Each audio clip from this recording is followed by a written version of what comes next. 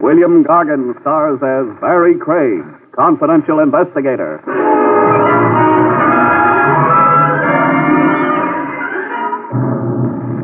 The odd thing about a killer, folks, you'd never believe it if his gun wasn't showing.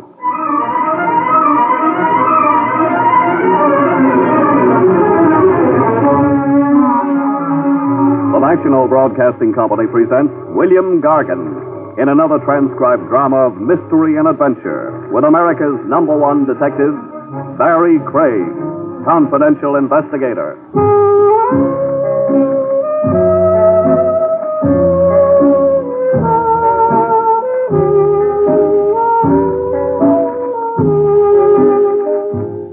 Barrie Craig speaking. The big gripe with a confidential investigator is that he has no confidential life of his own. You're on call day or night. Some jokers found your pedigree in a Manhattan telephone directory. There's a missing uncle wanted off his nut, a double-crossing partner wanted off with the cash register, or a tomb relic sure to set off a tongue war if you don't recover same lickety-split. Oh, carve out 5 minutes of privacy for yourself and bet on it. Someone's at your elbow asking for a bite. The case in point began a night or so ago in a barber shop. Tony's tonsorial power, the gold leaf on the window read. It was my next. One more customer move, and I'd stop looking like an unemployed violinist. But I never got to sit in Tony's barber chair. Fate popped into Tony's open doorway to beckon me out of the joint.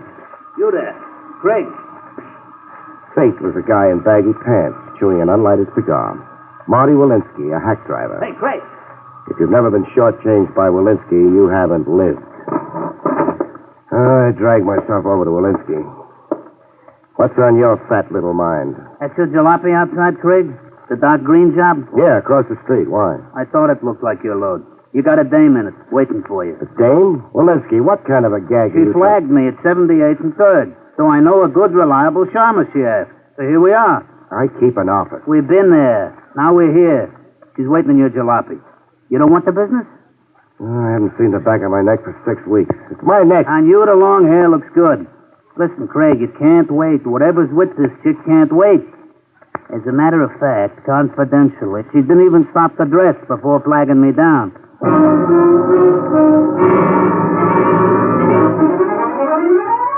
Walensky wasn't too inaccurate about the lady's get-up or lack of it.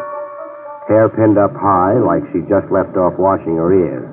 A mink wrap over a nightgown that flapped over satin bedroom slippers. And fear in neon lights all over a pretty face. I'm Barrie Craig, miss. I'm Peggy Palmer. Well, what's it about? Not here. Drive somewhere quickly. But just an idea. There isn't time. I have a feeling I've been followed. Oh, please start your car. Look, miss, this isn't a public hack. And before I get involved, I want to know what... What? Somebody's rifle happy. You hurt, miss? No. You... How does the side of my jaw look under glass? You're bleeding. Flying glass has that effect on me. I start to gush. Pull away, please, Mr. Craig, before we're murdered.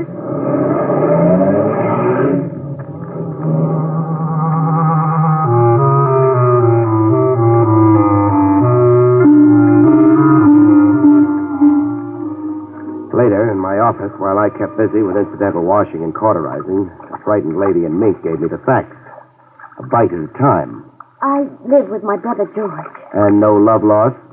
No love? I'm counting the scratches on your beautiful neck. Oh, my brother fought to keep me from leaving the house. George Palmer. You've heard his name? Have I? Oh, yes, I have. A Sunday picture story in the tabloids. Help me with this adhesive. Thanks. A freak get-rich yarn, wasn't it? He found oil in his backyard or something? He found a diary believed to be George Washington's in the works of an antique wall clock. Pardon my error. A clock he bought in a rummage shop on 3rd Avenue. It should happen to me. So what's the problem? The diary's the problem. Why so? It's valuable. So cheers. No. Since the diary, our home's been a madhouse. Claimants and cranks. People looking to buy it, people looking to steal it. The usual backwash to a Klondike. Yes, all those things you say. What seemed to be a stroke of good fortune has become a nightmare. Does Brother George want to sell the diary? Very much, but for an enormous price. Enormous, like... $100,000. Wow. A lot of cabbage. Any nibbles? One collector, a Grant Tyler, telephoned to say he might pay that much if he could examine the diary, authenticate it. But? My brother wants the money in hand, in cash, first. I see. The window glass on my jalopy, who do I bill for it? I don't know. Brother George? Perhaps for anybody, Mr. Craig. Anybody? You said claimants and cranks. The usual backwash. How right you are. Anonymous phone calls. Notes in weird hieroglyphics slipped under the door. Bricks hurled from the street. Broken window glass. We've got more of it than anybody, Mr. Craig. Just come home with me and see. Come on to my house, huh? Just what job do you have in mind for me? Take charge of the diary. Negotiated sale to this Mr. Tyler or somebody. And how do I wrestle the diary free from Brother George? You won't have to. I have the diary here with me. I took it secretly from George's vault.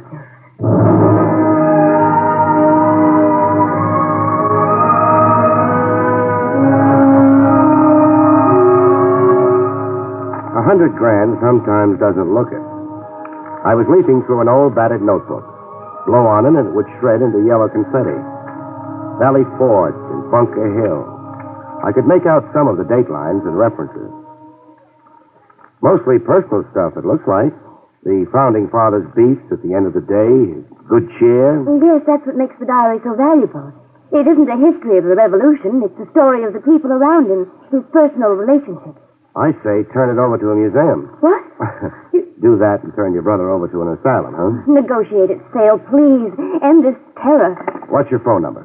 My phone number. To negotiate anything, I'll need your brother's consent. But, The way it stands now, beautiful, you stole the diary and I'm compounding a theft. Oh, don't fret. I'll talk to him like a Dutch uncle. Forsyth 2, 1643. Forsyth 2, 1643.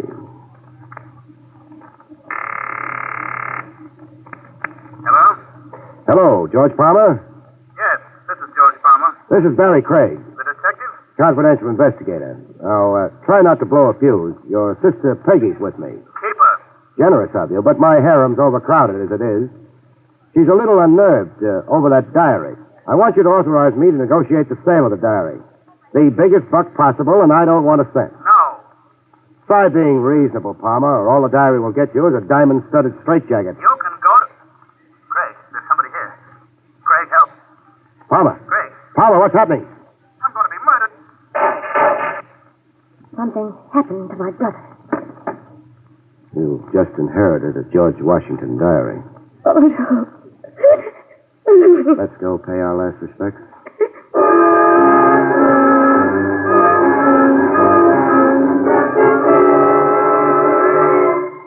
George Palmer lay flat on his back. His eyes were open and calm. As if now that he was dead, the furies had left him.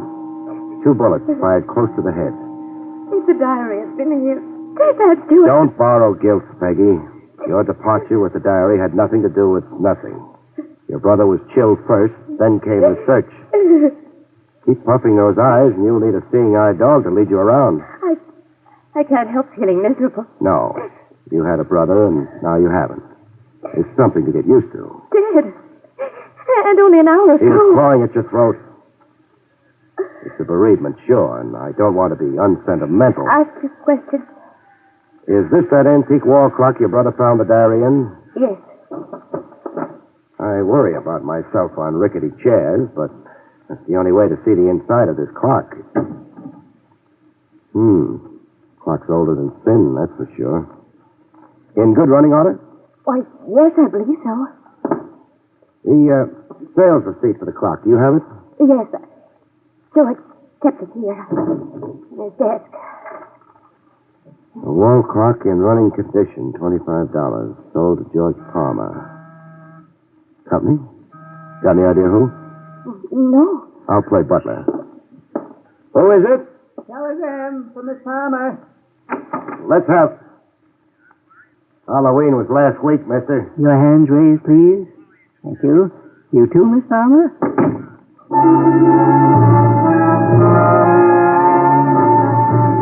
I've been stuck up by a lot of guys, all kinds and shapes. But this one was in a class all by himself. Short and petite. A waxed mustache with a comical Fu Manchu slant at the end. White gloves and a moth-eaten formal tuxedo, 2 sizes too big for him. The gat he was holding was something else for the books. Percussion flintlock. An antique type you only see in a museum case where the card reads, Relic of the War of the States.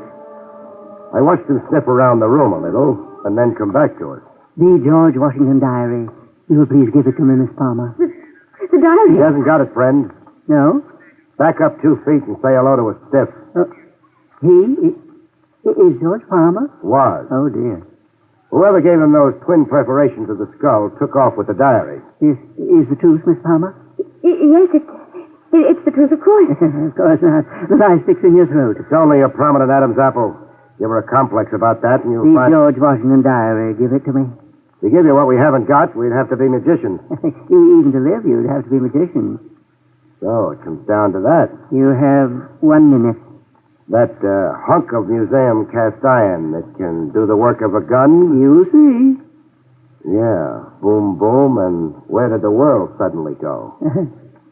Funny thing, I can't wait to see. I'm that curious. Curious? Uh-huh. I know about guns. Times get tough in my business. I can be a gunsmith. If I live, This is idiotic quibbling. I'm coming to a decision. My hunch is that what it takes to load that museum piece isn't around anymore. Nobody manufactures it. Nobody sells it. The minute is gone. My hunch is that you're bluffing, friend, applying the old psychological squeeze. What if I just begin moving? You'll be shot. Barry, don't. Don't bury me on the side of a hill, beautiful. I hate sleeping lopsided. Please, nothing foolish, nothing heroic. Give him the diary. My life's against it, beautiful. Give it to a runt in white gloves and a baggy tuxedo, I'd have to disown myself. I'm coming over, No, friend. stop, you fool. I shoot. Let me go. Sure, but when your outlook on life gets a little more... I'm like, whoa. Smallest man in the world can be the most tenacious. This one fell apart in slow motion. Before giving up, his thumb gouged my eye a little, and his teeth made a meal of my arm.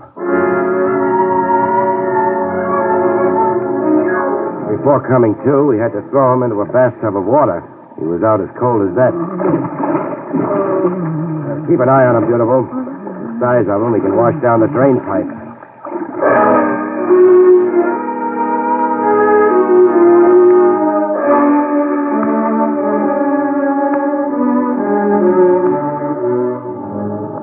The answers finally wrung out of him still add up to the zaniest of my experiences. I'm Stephen Courtney Bellows, the fourth.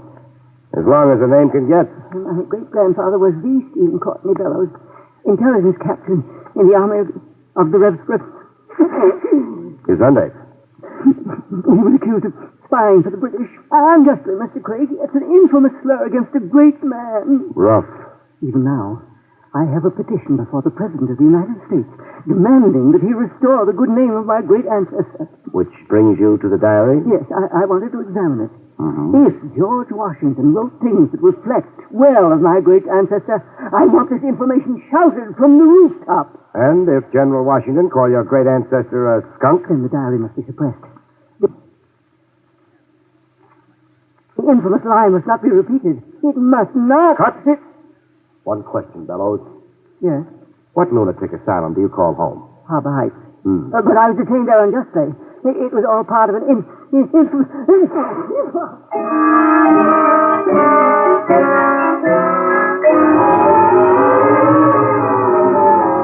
An escaped lunatic in a monkey suit, armed with an old dueling pistol. About the pistol, it turned out my hunch was cockeyed. It was loaded. You could have been killed. If the gun didn't backfire. But I can't understand. Why didn't he shoot? His reflexes wouldn't reflex. He was so hoodooed watching me behave like a suicide, he couldn't get up the coordination it took to blast away. Oh, I'm glad he couldn't. So glad. Are you so glad? Yes. You say that like... You know something? What, Barry? Keep twinkling those eyes at me, and I'll climb right up on that white cloud with you. And, Barry? Go sailing over the moon. Oh, I love sailing over the moon.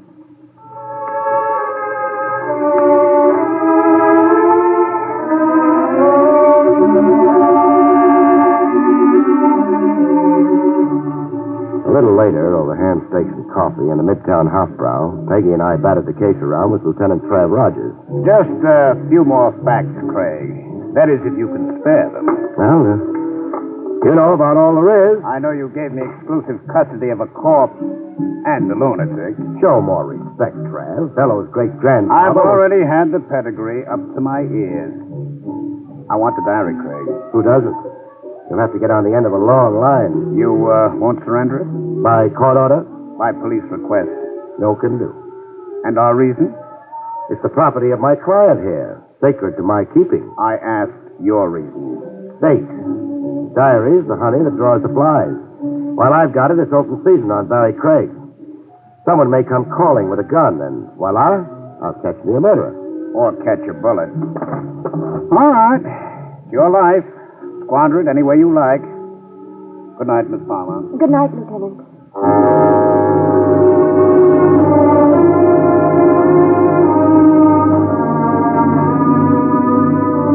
With the good lieutenant off, muttering to himself, and Peggy off, tending to whatever it is girls tend to, I made like a negotiator. Grant Tyler, a guy with $100,000 worth of interest in an old notebook, was a guy well worth cultivating. Hello? Hello, I want to talk to Grant Tyler. This is Grant Tyler. Barrie Craig, representing the Palmers. Yes, Mr. Craig. That cash offer of $100,000 for the George Washington diary, does it still hold good? It does, providing, of course, that I can first examine the diary, I'll bring it right over. if you like. What's the shortest route to your place? Up Cohegan Boulevard, the third traffic light past Forest Park. Third traffic light. I've got it. Be seeing you, Tyler.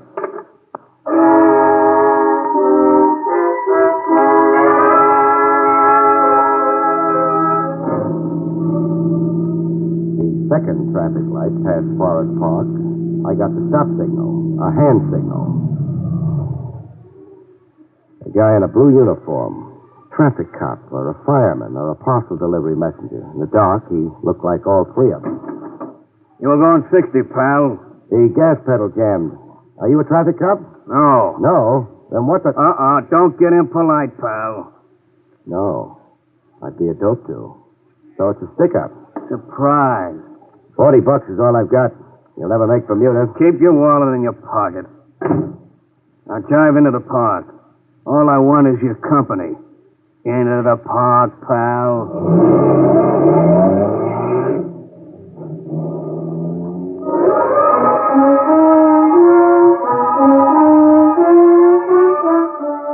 A closer look at the uniform, and I knew it. A $4 rental in any theatrical costume shop. I'd been suckered. Our destination in the park was a shadowy side road. On the green, Buster got down to cases. Let's have it, pal. It? The George Washington diary. Oh, you know about it. Hand it over. Just like that, huh? Cigarette? Stalling can't do you no good. Can I help it if I'm a dedicated chain smoker? Oh, matches. I'm out of them. You, Buster? Here. Thanks.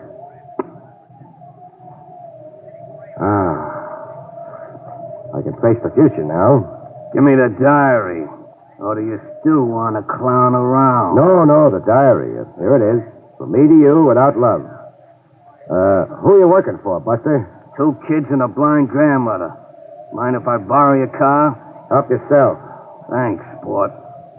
Now turn around. Must you? It's a compulsion with me, pal. I'll cash in this diary and go get analyzed. Promise? My word of honor.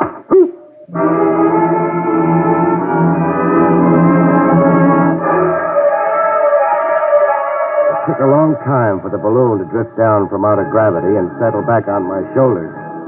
When I was finally used to owning a head again, I had a cab drop me at Tyler's. I'd meet up with the baloney cop again if the cover of his matchbox I'd connived was any help. Moriarty's Bar and Grill, the cover said. I'd be haunting the place. Yes? Barrie Craig. Oh, you're late. Sorry, I was detained. Well, we'll have to do this another night, Craig. I've no time left for you now. Tough. Can I come in a minute? Well, I see no point in... Thought you were an Americana collector crazy to buy the diary. I am, but... But I haven't got it to sell, and you know I haven't got it. That's why to brush now? You're speaking nonsense. Am I? I was detained, I said, by a hood who stuck me up with a diary. I know nothing about it. Then what do you know? Talk and act responsibly, Tyler. George Palmer was murdered earlier tonight. George Palmer was murdered. If you didn't know it, talk to me, Tyler. Well, after your telephone call, Mr. Holland telephoned me. The junk dealer who sold Palmer the antique wall clock? Yes. Holland said he'd have the diary for me, and could he come over right away, tonight? And you said yes? Well, I'd be a fool not to. Holland's price is only $10,000. And 10 years for receiving stolen goods? Holland claims to be the rightful owner, that he merely sold Palmer a clock. Even so, you'd still buy a lawsuit? That's much of a risk I'm willing to take. Holland's engaged lawyers, offered to guarantee me against loss. Holland's due here tonight, you say? Any minute now. You'd better go. No, I'd better stay where I can listen and not be seen. Oh, here, maybe. Park behind the drapery. But, Mr. Craig. You'll lose the argument, Tyler, so don't argue, huh?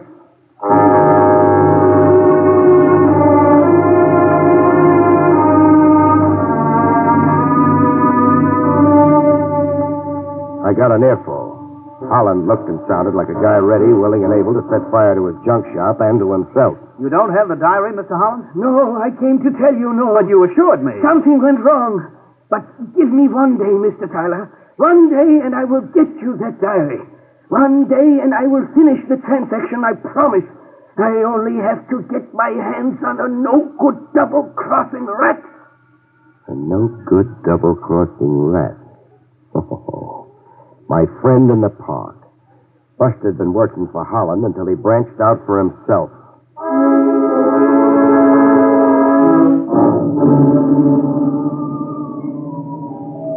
Moriarty's Bar and Grill was a sewer joint.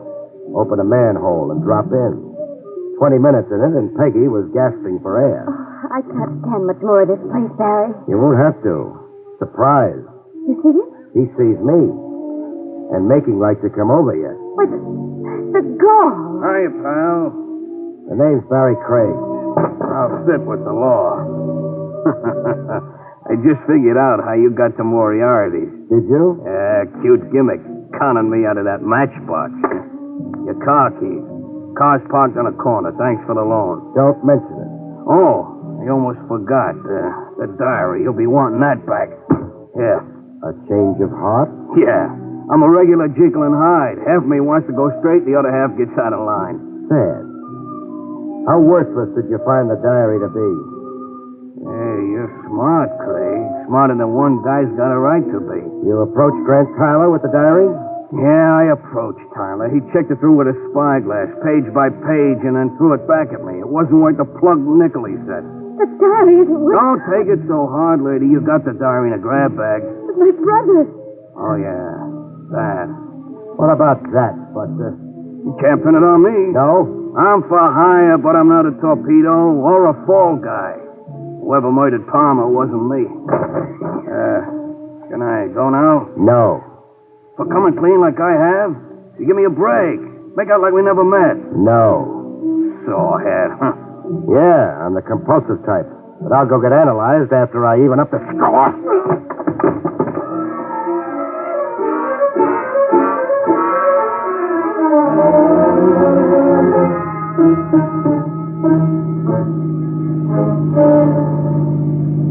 With Buster nursing his jaw in the pie wagon, I went cruising with a beautiful lady. Uptown, crosstown, downtown, watching the lights go out. Dawn's coming up. Yeah, for me too. For you too, Barry? Dawn. You get drugged by night, you can't see a foot ahead of you. You're too busy listening to the thump of your heart. Especially with a beautiful babe blowing stardust at you. Barry, you're talking all mixed up. I'm always confused before I'm clear. That wall clock was sold in running order. Holland's sales receipt guaranteed running order. Oh, your mind's on the case. On a corpse. The clock couldn't be in running order, not with a notebook hidden in the works. But now you're contradicting. Stay with me, baby. When I examined the clock, it wasn't running. The mechanism had been injured. It wasn't running. Yet it was when Holland sold it to your brother. Does that mean something? It means that someone planted the diary in the clock after George Palmer carried it home from Holland. Am I clear? No, not me. A phony diary not worth its weight in paper sets off a chain reaction of cranks, connivers, and grabbers. Everybody went for the gag. George, too? It cost him his life? Yeah, George, too. The question I'm asking is, who could or would plant a worthless diary in a wall clock? Who could or would? Only somebody who wanted George Palmer murdered, but not for the diary. How long was your brother dead before I called him up? Barry, well, you're out of your mind. You heard George shot. I was with you when you did. Don't bank too hard on the alibi, beautiful. I heard somebody shot, but it didn't have to be George. Anybody could have called himself George Palmer with me, especially over the telephone. Anybody. Or, say, Grant Tyler. Staging a phony murder so you could blow stardust in my eye. Make me your iron alibi. We're stopping? End of the road, beautiful. Police headquarters. I don't suppose you want to tell me your motive. Insurance, I guess it to be. You're the lucky beneficiary. Those nights riding a white cloud, beautiful. You and I'll never see them again. Yeah, dawn's really come up. It's broad daylight now. Good night, folks. See you next week.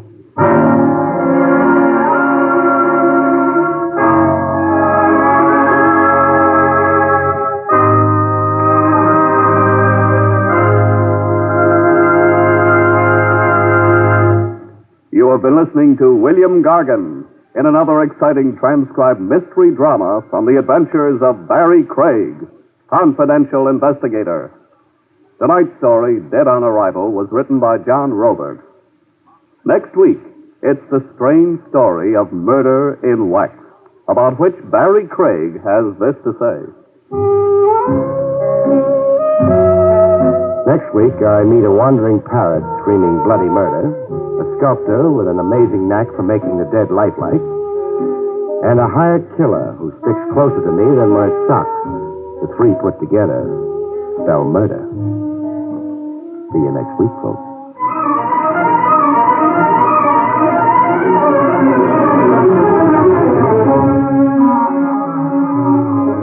Featured in the role of Peggy was Arlene Blackburn. Barrie Craig, starring William Gargan, was under the direction of Hyman Brown. This is Don Pardo speaking.